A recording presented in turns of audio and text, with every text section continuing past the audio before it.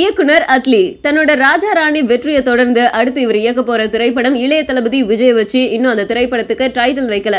So அதனால விஜய் 59 அப்படின்னு சொல்லிட்டு இந்த திரைப்படத்தை வந்து கூப்பிட்டு இருக்காங்க. இதுல ஒரு முக்கியமான விஷயம் என்ன அப்படின்னு கேட்டா, இந்த திரைப்படத்துக்கான லொகேஷன் பார்க்கறதுக்காக அட்லி தன்னோட டெக்னிக்கல் க்ரூவோட சேர்ந்து சைனாக்கு போயிருக்காரு.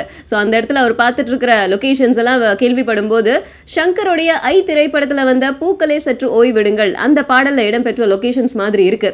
அப்கோர்ஸ் நம்ம சங்கரோடைய அசிஸ்டன்ட் டைரக்டர் அட்லி அப்படிங்கறதால அவருடைய டேஸ்ட் இவருக்கு இருக்கா இல்ல தன்னோட குரு படி இந்த திரைப்படத்தை வந்து எடுக்கணும் அப்படின்னு நினைச்சிட்டு இருக்காரா அப்படிங்கிறது நமக்கு தெரியல. என்ன இருந்தாலும் அந்த மாதிரி பிரம்மாண்டமா காட்டணும் அப்படிங்கிறதுக்காக சூப்பரான லொகேஷன் பார்க்கறதுக்கு நம்ம அட்லி போயிருக்காரு. அண்ட் இந்த திரைப்படத்துல நம்ம விஜய்க்கு ஜோடியா சமந்தா அப்புறம் எமி ஜாக்சன் நடிக்கிறாங்க.